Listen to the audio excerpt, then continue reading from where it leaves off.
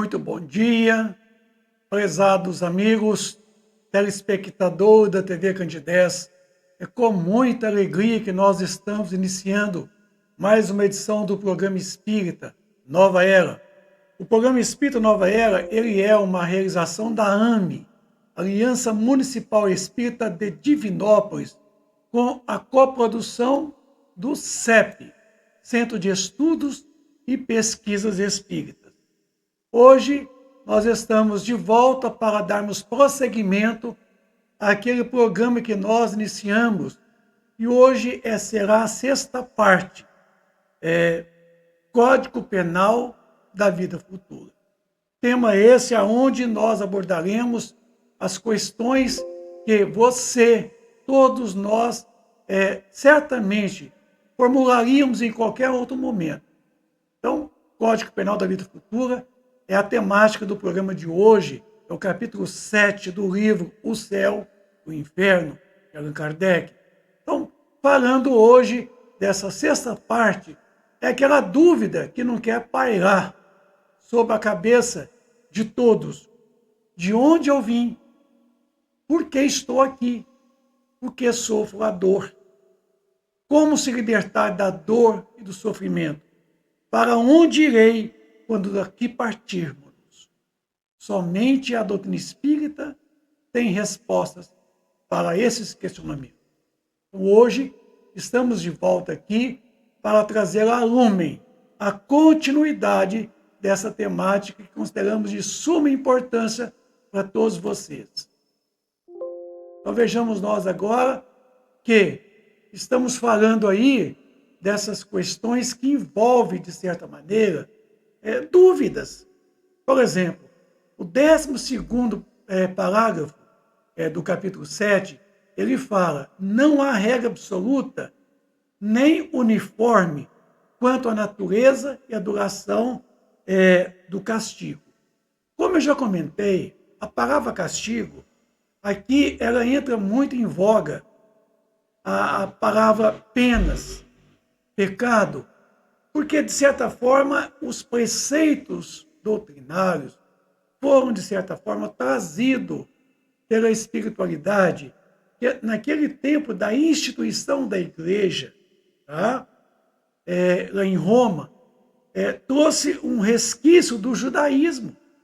Então, na própria literatura espírita, tem muita coisa do velho judaísmo, de 4.000 anos atrás. Então, aqui, a gente duraria não o castigo, certo? Mas a penalidade, por isso, o sofrimento, as dores, porque ela é proporcional, realmente, à natureza de cada um de nós. Então, essa ideia única, essa lei única, geral, que toda falta terá punição, quer dizer, terá consequências, certo? E não punição. Nenhum de nós é punido pela lei divina. Deus não pune os seus filhos. Absolutamente que não. Em momento algum, quis Deus penalizar qualquer um de nós. Deus é bom, Deus é justo, Deus é misericordioso, Ele é bondoso. Então, Ele jamais puniria qualquer um de nós. Então, essa ideia de punição não é própria da doutrina espírita. Quer deixar muito bem claro. E terá recompensa todo o ato meritório segundo o seu valor. E essa recompensa não é uma recompensa sem esforço. Não é uma coisa dada de graça assim, certo? A recompensa virá em função do trabalho, da realização das obras, das atitudes, dos pensamentos, das palavras, de nossas ações. Tá? Nada vem de graça, nada vem assim, sem méritos. Então, é preciso verificar que, não tendo punição, não haverá também recompensas de acordo com o mérito, recompensas gratuitas. A recompensa será o nosso esforço pelo trabalho, o resultado do trabalho. É isso que tem que ficar muito esclarecido para nós agora, nesse momento. O terceiro parágrafo do capítulo 7 do livro O Céu e o Inferno, tá? A duração do castigo, quer dizer, a duração da situação de reparação e de provação, que nós chamamos de reeducação do espírito imortal, depende da melhoria do espírito culpado. Quer dizer, nós não temos culpa. Essa questão de culpa também não é própria da doutrina espírita.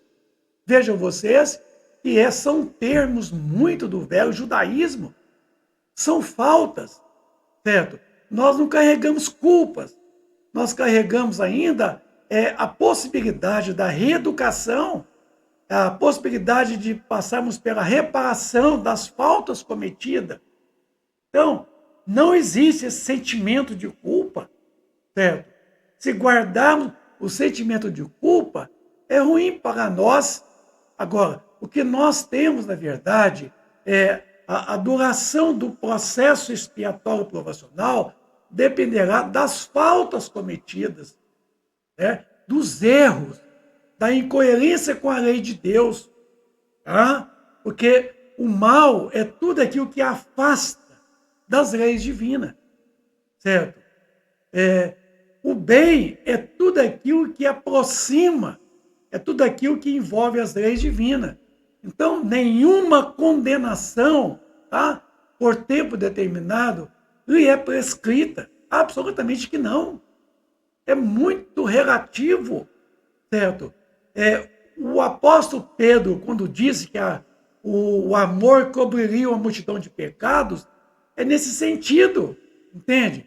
De que nós podemos, numa existência corporal, como esta agora, a gente envolver as nossas faltas cometidas no passado, certo? Passando pela redenção e a resignação, porque a redenção é você aceitar que você é objeto e causa do sofrimento e entender por que se sofre, certo? Porque não adianta nada falar se você não entende. Como é que você vai corrigir se você não entende? Então, para que você possa corrigir o mal no passado, você tem que entender, você tem que compreender para poder corrigir. Então, vejamos nós então de que não tem nada prescrito. Tudo depende das ações. Desse momento de você poder entender que você pode aceitar as coisas com amor. Você pode aceitar as coisas entendendo e compreendendo, que é a chamada redenção. E mais ainda, o que é mais interessante, quando você entende, você passa pela resignação.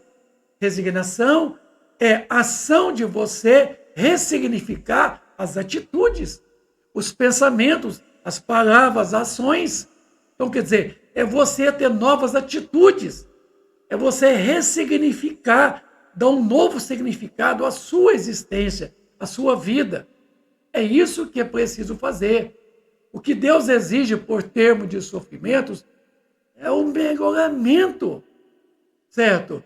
Sério, dedicado, tá? Efetivo, sincero, de volta ao bem. Então, essa que seria a recompensa. É você, como dizia Paulo de Tarso, despir o homem velho e vestir o traje do homem novo. É isso que nós precisamos fazer, certo? É trazer o homem novo que é em nós, tá? O traje do homem novo, despindo o velho traje do homem velho, que são a maldade, os vícios, as mazelas, e ter novas atitudes, que é o homem novo. Corporificando essa ideia do homem novo, a gente estará fazendo uma transformação, tá? Que Paulo de Tarso, o ensinamento dele, nos trouxe.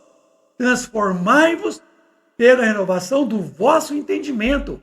Paulo de Tarso aos Romanos 12, versículo 2. Temos que entender isso. Tá? O importante é você retornar à retidão. É a vida de retidão.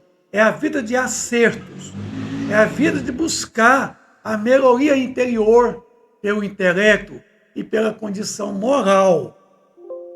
Vamos ver. Deste modo, o espírito é sempre o árbitro da própria sorte, podendo prolongar os sofrimentos pela pertinácia no mal ou suavizá-los e anulá-los pela prática do bem. Então, a escolha é nossa. Nós somos criados simples e ignorantes, mas todos nós tendenciosos ao crescimento espiritual, que jaz em nós a potencialidade. Porque sendo Deus perfeito, ele adjetivou a criatura, as criaturas. Então Deus nos adjetivou. Quando Moisés, em Gênesis 1, 26, não foi dito em vossa lei, vós sois deuses. Moisés quis dizer que nós temos uma relação para com o Criador. Se Deus é perfeito, nós somos perfectíveis. Nós trazemos a perfeição potencialmente em cada um de nós. Porque sendo Deus perfeito, a sua obra tem que ser perfeita. Ela não pode ser imperfeita. Mas nós não estamos perfeitos, certo? Uma coisa é certa, ele nos adjetivou, quer dizer, ele nos transmitiu a sua perfeição em potencial, perfectibilidade, querendo que nós, ao longo da trajetória evolutiva, desenvolvêssemos a perfeição inerente a cada criatura. E é nisto que a gente vai dizer que foi criado a imagem e semelhança. Imagem porque Deus é criador e nós somos co-criadores. Quer dizer, nós não criamos, nós geramos. Nós pegamos o que Deus criou e nós o transformamos. Agora, semelhante não quer dizer que é igual. Semelhante quer dizer que guarda uma relação de identidade. Quer dizer, se Deus é perfeito, a sua obra há que ser perfeita. Então, uma coisa é certa, nós não estamos perfeitos, embora nós sejamos perfectíveis. Querendo Deus que nós venhamos desenvolver essa perfeição pelos nossos próprios esforços, pelo nosso trabalho, pela prática do bem, anularia todo o sofrimento, todas as dores, o mal. O mal é o bem que ainda não chegou. O mal é tudo aquilo que vem de contra as leis de Deus. E as leis de Deus estão escritas não no livro, aqui na nossa consciência. Nós trazemos em nossa consciência a lei de Deus. E isso tem que ficar muito claro para nós. Certo? Uma coisa tem que ficar claro. As leis divinas estão escritas em nossas consciências. Ela não está no livro, certo? Uma condenação por tempo predeterminado teria o duplo inconveniente de continuar o martírio do espírito renegado ou de libertá-lo do sofrimento quando ainda permanecesse no mal. Então, a coisa não pode ser assim.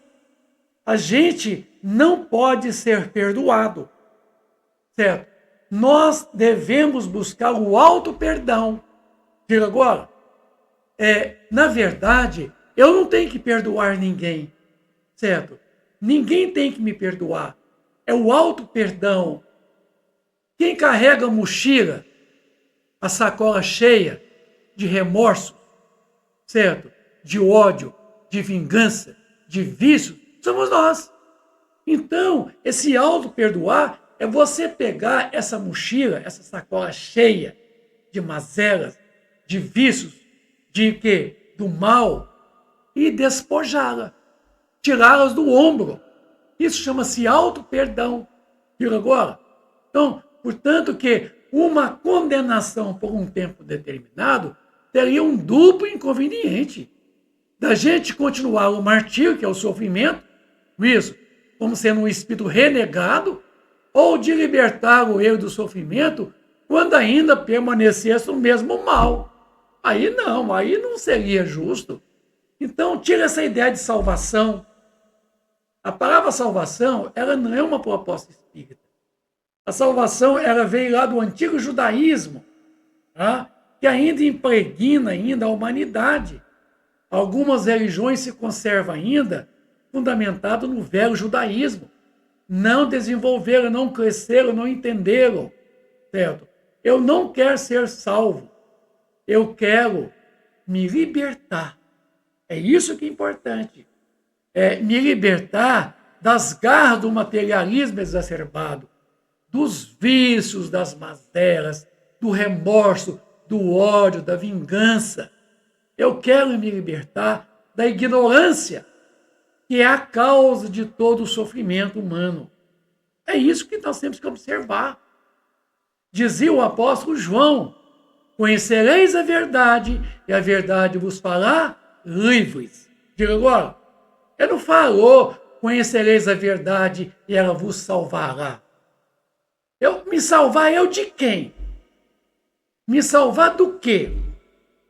Se você falar para mim que é salvar do diabo, o diabo não existe, nunca existiu. A palavra demônio, ela vem lá do latim, que quer dizer gênio. E esse gênio, ele é o gênio do mal. Quer dizer, é aquela pessoa geniosa que ainda persiste na prática da incoerência com as leis divinas. Porque a própria palavra gênio pode ser aplicada também ao gênio do bem, que é o anjo. Viu? Que é aquele que vive a coerência com as leis divinas. Então, eu não tenho que ser salvo do daimon. Não. E do fogo do inferno, o inferno não existe. O inferno é um estado de consciência que nós vivemos. O céu está dentro de nós, assim como também o inferno também está dentro de nós. Diga agora, céu e inferno não são uma região circunscrita, não está localizado, certo? É um estado consciencial. Então, eu não tenho que ser salvo, nem do fogo do inferno e nem do daimon, certo? Eu tenho que me libertar daquilo que ainda eu estou preso, que é a ignorância. Eu sou uma criatura ainda muito ignorante, certo? Eu sou uma criatura muito ignorante. Portanto, que eu preciso, então, me libertar desta ignorância. Ora, Deus, que é justo, só pune o mal, tá? Enquanto existe. Está vendo a palavra pune? Quer dizer, Deus não pune, certo? Na verdade, Deus nos permite reparar o mal, certo? Enquanto esse mal existe. Então, nós teremos quantas existências como esta aqui agora, quantas precisarem, para a gente poder passar pela reeducação espiritual do espírito imortal, certo? Eu tenho todo o tempo, eu tenho todo o espaço, eu tenho todas as possibilidades, é só querer dar um passo à frente na evolução e acima, certo? E deixa de o punir quando não existe mais, certo? Então, isso quer dizer, enquanto eu me durar no erro, eu durarei no sofrimento. Então, Deus é justo. Deus dá a cada um segundo as suas obras, as suas atitudes, o seu modo de pensar, seu modo de agir, seu modo de realizar, de pronunciar, de falar, certo? É isso que a gente ainda ficamos incoerentes com a lei divina que está aqui gravadinha na nossa memória, tá? Por outro, o mal moral, tendo por si mesmo causa de sofrimento, tá? Fará este durar enquanto subsistir aquele, ou diminuirá de intensidade à medida que ele o quê? Descresça. Então, enquanto eu permanecer nos vícios, nas mazelas, no erro, na maldade, eu permanecerei no sofrimento. Sofrimento é opção. Deus não criou a gente para sofrer. Jamais. Deus é bom. Deus é justo. Ele não fez a gente infeliz, não. Deus nos criou felizes, embora nós não estamos, mas quer que nós venhamos desenvolver a felicidade que é inerente a todos nós. É isso que Ele quer. Ele não quer o martírio nosso. Ele não quer a tristeza. Ele quer a alegria. Ele quer a felicidade, certo? Deus, Ele não quer que nós o tememos. Deus não quer que nós tenhamos medo dele. Deus quer ser amado. É isso que é importante. É isso que a gente temos que pensar, que Deus, Ele quer ser amado e nunca ser temido, certo? Essa ideia de temor ao Deus, isso é judaico. Isso é judaísmo ainda, caduco, muito antigo, que está fora de moda. Bom, o 14º parágrafo do capítulo 7 do livro O Céu e o Inferno. Dependendo da melodia do espírito, a duração do castigo, quer dizer, veio o castigo de novo. Quer dizer, a duração do sofrimento e das dores, o culpado que jamais melhorasse, sofreria sempre. E para ele, a pena seria eterna, o que não é justo. Eterno aqui não são as penas, certo?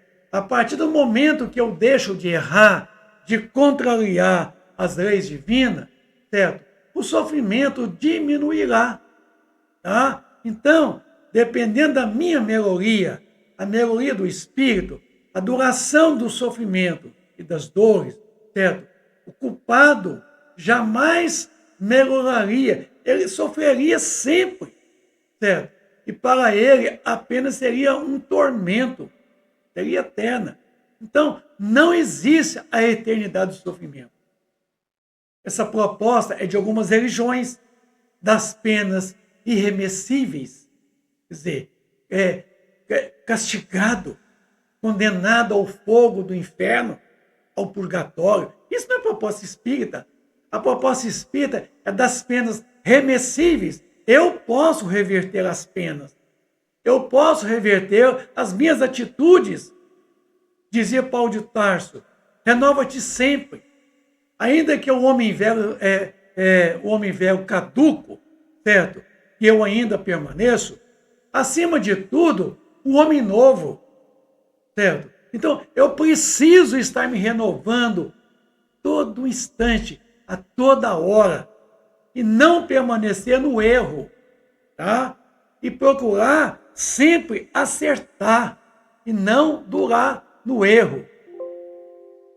Parágrafo 15º. Uma condição inerente à inferioridade dos espíritos é não obrigarem o termo de provação, acreditando a eterna, como eterno lhes parece, deva ser o castigo. Então nós temos que mudar isso aí, certo? A inferioridade nossa é relativa, ela é temporária. Digo agora, nós não estamos condenados eternamente ao sofrimento e nem sequer aos erros, à ignorância. Jesus veio trazer o seu legado, a boa nova, a boa notícia, e espera que nós pudéssemos vivenciá-la no nosso dia a dia. Agora, se nós não estamos aí procurando vivenciar nosso dia a dia, essa boa nova, essa boa notícia que é o Santo Evangelho, da qual ele nos trouxe há 2000 anos atrás, inclusive as 8 bem-aventuranças, tá? Que é o Sermão da Montanha, como dizia Mohandas Gandhi, nós poderíamos perder os livros sacros, quer dizer, os livros sagrados, e se restasse o Sermão da Montanha, bastaria. Porque o Sermão da Montanha, que são as bem-aventuranças, é bastante suficientemente para nos libertar. Porque se nós conseguimos superar, vivenciarmos as 8 bem-aventuranças, é o bastante. Uma vez vivendo-as, seremos bem-aventurados. Estaremos vivendo a plenitude da felicidade. Porque o Sermão da Montanha da qual Jesus promulgou, ele disse que nós estaremos com ele, certo? Se nós vivenciássemos, de certa forma, aquela bem-aventurança, que são 8. Na oportunidade, a gente vai até poder comentá-las com vocês, quais são essas bem-aventuranças, tá? Bom, aqui tem uma nota interessante. Perpétuo é sinônimo de eterno. Dize o limite das neves, perpétuo. O eterno gelo dos polos. Também se diz o secretário, existência, por fraqueza ou má vontade. Achar-se-á numa existência ulterior em contato com as mesmas pessoas que de si tiveram queixas, em condições voluntariamente escolhidas, de modo a demonstrarem reconhecimento e fazer-lhes tanto bem quanto mal lhes teriam feito. Então, e quer dizer o seguinte, que a gente vai sempre reencontrar com aqueles a quem nós erramos conjuntamente, com aqueles nós faltamos com eles as obrigações. Diga agora, a gente vai poder tê-los em nossa caminhada, em nossa trajetória, todas as vezes que nós precisarmos. Porque Deus permite que os nossos algozes nos reencontrem para o acerto de um com o outro, vice-versa, certo? Então, é preciso entender que Deus permite que com aqueles a quem nós faltamos numa outra existência, a gente tem a oportunidade de reencontrá-los para o acerto, certo? É o seguinte, se nós erramos, se nós faltamos, vai exigir uma outra oportunidade para a retificação espiritual. Quer dizer, para fazer de novo, certo? Mas fazer agora certo, correto. Se nós acertamos na vida, certo? A gente reencontra de novo esses, para a gente poder, então, aprimorar o amor, aprimorarmos a afetividade para com eles. E agora, a gente acha que a condição que nós nos encontramos é o bastante. Não é não. Não seja egoísta, certo? Não se contenta com pouco, tá? Vai à frente, caminha com coragem, caminha com ânimo, certo? Porque há algo muito melhor para nós, certo? Que é a plenitude da felicidade. Felicidade que não está na terra, mas que começa aqui, agora, neste momento, desde que você se predisponha a conquistá-la. Porque a felicidade, ela só virá quando você fizer a outra pessoa feliz. Então, você não terá felicidade se você não fazer o outro feliz. Tá bom? Então, assim, eu quero muito dizer a vocês, meu agradecimento. O programa Nova Era está chegando nesse sábado, no seu final. Tá? O programa Nova Era chega no seu final. Ele é uma realização da AME, Aliança Municipal Espírita de Divinópolis, com a coprodução do CEP. E chegando ao final, a gente quer muito poder agradecer a vocês, a audiência, e convidá-los para que no próximo sábado nós venhamos conhecer a 7ª parte das penas e essa penalidade, penas futuras e recompensa, que é o Código Penal da Vida Futura, do livro O que é o Céu e o Inferno, o seu 7º capítulo. Então, todos vocês, um bom sábado, repete muita paz e muita alegria, e sábado que vem, às 9h30 da manhã, TV Candidez, Canal 13, de volta, o programa Nova Era, trazendo para vocês mais uma edição do seu programa. Um bom dia para todos, muita paz, muita alegria, neste sábado. Obrigado, fica com Deus.